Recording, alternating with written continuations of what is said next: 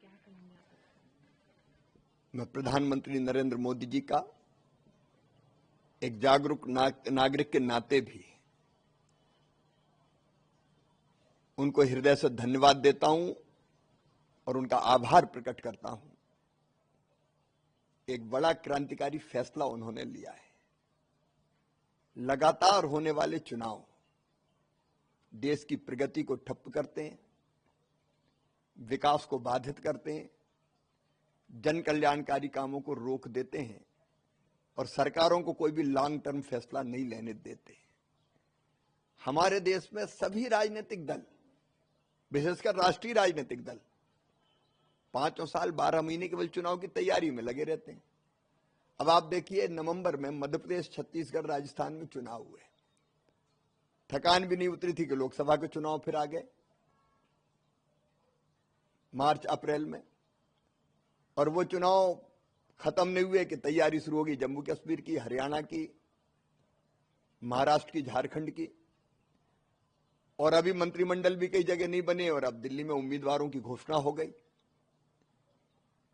अब ये लगातार होने वाले चुनाव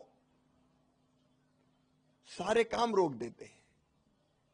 माननीय प्रधानमंत्री जी, केंद्रीय मंत्री, मुख्यमंत्री, एमएलए, एमपी, राजनीतिक दलों के कार्यकर्ता कमर कस के तैयार और चुनाव के मैदान में उतर जाओ। अब मैं कृषि मंत्री हूं, चुनाव कहीं हुआ, ड्यूटी लग गई उस राज्य में, तो खेती किसानी छोड़ के मैं दूसरे राज्य में काम करने जाता हूं, क्योंकि हम पार्टी के कार्यकर्ता है। हर एक राजनीतिक दल की स्थिति है।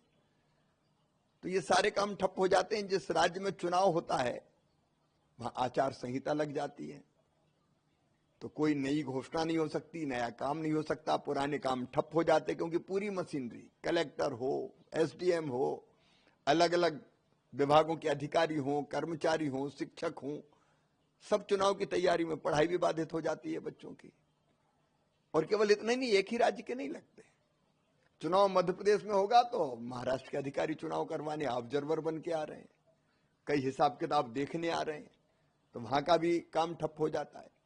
फिर पैसा कितना खर्च होता है, राजनीतिक दल पैसा खर्च करते हैं, इंडिविजुअल उम्मीदवार पैसा खर्च करते हैं, देश की जनता का पैसा खर्च होता है चुनाव की व्यवस्थाओं में। और सबसे बड़ा नुकसान यह है कि लॉन्ग टर्म प्लानिंग नहीं हो पाती। देश की प्रगति और विकास की लंबे समय के लिए कोई नीति नहीं बनती, क्योंकि हर राजनीतिक दल घबराता है कि यह फैसला अगर मैंने ले लिया तो कहीं वोटर नाराज किसी राज्य में ना हो जाए। और इसलिए एक साथ लोकसभा और विधानसभा के चुनाव पहले होते ही थे, 1967 तक तो एक ही साथ होते थे। ये पाप कांग्रेस ने किया, अपने राजनीतिक स्वार्थों की पूर्ति के लिए चुनी हुई सरकारें भंग करके।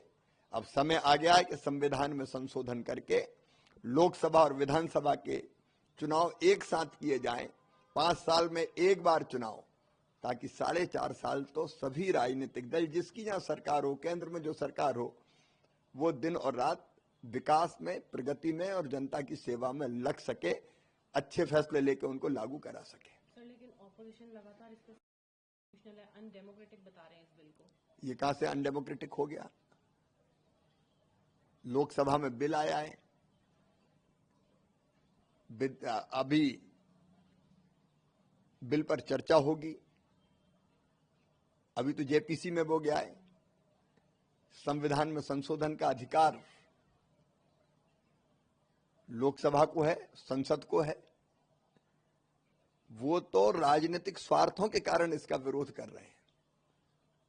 क्या नुकसान है एक साथ चुनाव करने में? क्यों घबराते हो? मैं तो अपील करना चाहूंगा कांग्रेस सहित सभी राजनीतिक दलों से जो अपोजिशन में हैं कि व्यापक राष्ट्रीय और जनता के हित में वो वन नेशन वन इलेक्शन का समर्थन करें। सर, बस एक आखिरी, पहले फिलिस्तीन का बैग लेकर आए, फिर आज बांग्लादेश का, जब हम देख रहे हैं कि वहां पर माइनॉरिटीज पे, हिंदूज पे कितने अटैक्स देखे जा रहे हैं। सीए का विरोध क्यों किया? सीए का समर्थन क्यों नहीं किया? तब याद क्यों नहीं आई अल्पसंख्यक भाई और बहनों की? केवल राजनीतिक लाभ उठाने के लिए नाटक करना, ढोंग करना, यह कांग्रेस का सगल बन गया है। कहते कुछ हैं, करते कुछ हैं, हाथी के दांत हैं, खाने के और हैं, दिखाने के और हैं, लेकिन जनता सच समझती है।